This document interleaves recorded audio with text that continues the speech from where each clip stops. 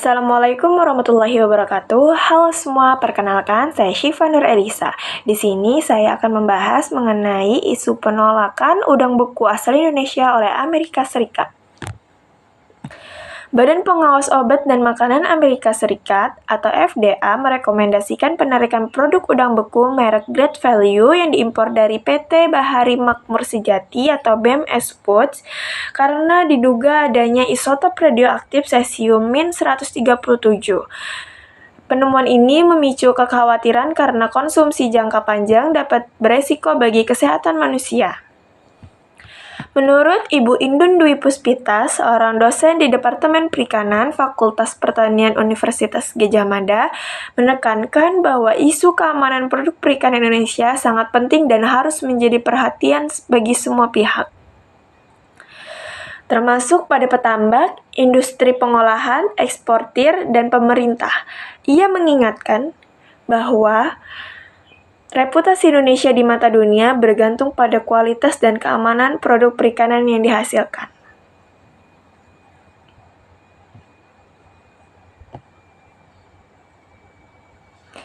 Dalam konteks ini, Indun Dwi Puspita menekankan bahwa langkah bersama dari semua sektor sangat diperlukan untuk memastikan kualitas dan keamanan produk perikanan Indonesia.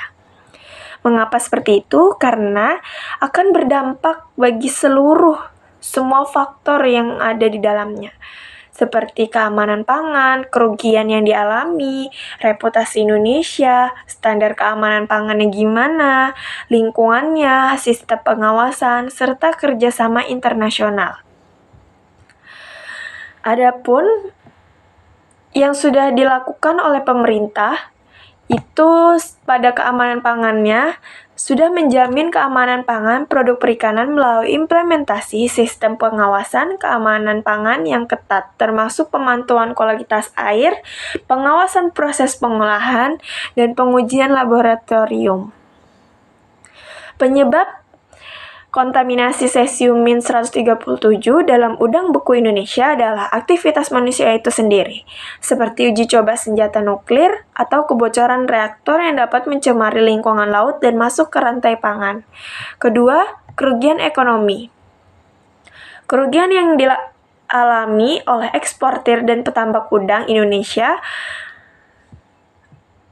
itu sudah dipastikan secara pasti, namun untuk nominalnya belum terdapat secara signifikan, serta pemerintah Indonesia membantu eksportir dan petambak udang Indonesia dengan memperkuat sistem pengawasan keamanan pangan, meningkatkan kualitas produk, dan memfasilitasi akses ke pasar internasional.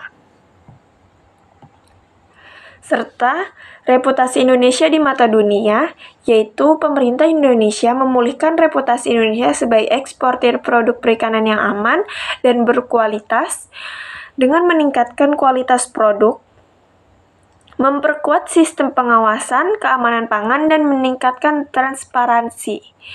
Kedua, ada pemerintah Indonesia meningkatkan kepercayaan konsumen internasional dengan memperkuat kerjasama internasional, meningkatkan kualitas produk, serta memfasilitasi akses ke pasar internasional. Dengan adanya semua jaringan tersebut, akan memperbaiki nilai reputasi Indonesia tersebut dan memperbaiki pemasokan serta pendapatan yang tadinya sudah terjadi penurunan dan akan menjadi kenaikan kembali. Kedua, standar keamanan pangan yang dilakukan agar tidak terulang lagi kejadian seperti ini itu seperti keamanan pangan yang diterapkan oleh Indonesia itu melalui HACCP atau Hazard Analysis and Cyclical Control Points dan SNI Standar Indonesia Nasional Indonesia.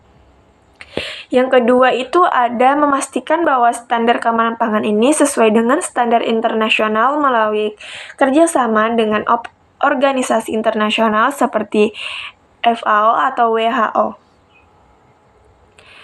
Kedua, dari lingkungan itu sendiri, yaitu sumber kontaminasi cesium-137 dalam lingkungan laut Indonesia adalah aktivitas manusia.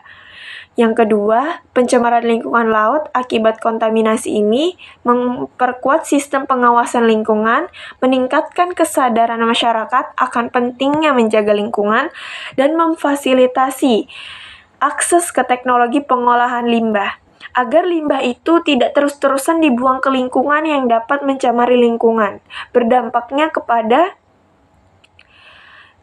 jaringan makanan-makanan yang akan kita ekspor maupun impor, serta adanya sistem pengawasan keamanan pangan di Indonesia dengan terintegrasi melibatkan berbagai lembaga pemerintah dan swasta, serta kerjasama internasional, meningkatkan kualitas sumber daya manusia atau SDM-nya, dan memfasilitasi akses teknologi pengawasan.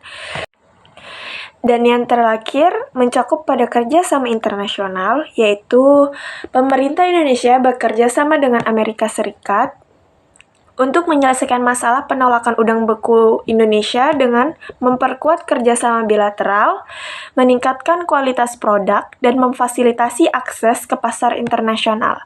Serta pemerintah Indonesia juga meningkatkan kerjasama internasional dalam bidang keamanan pangan dengan memperkuat kerjasama dengan organisasi internasional seperti FAO dan WHO. Serta memfasilitasi akses teknologi pengawasan. Dan yang sudah dilakukan oleh pemerintah saat ini yaitu dengan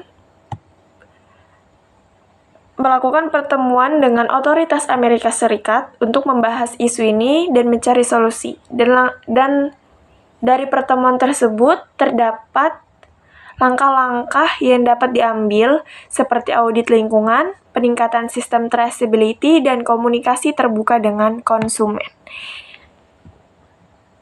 Itu saja dari saya. Kurang lebihnya, terima kasih. Wassalamualaikum warahmatullahi wabarakatuh.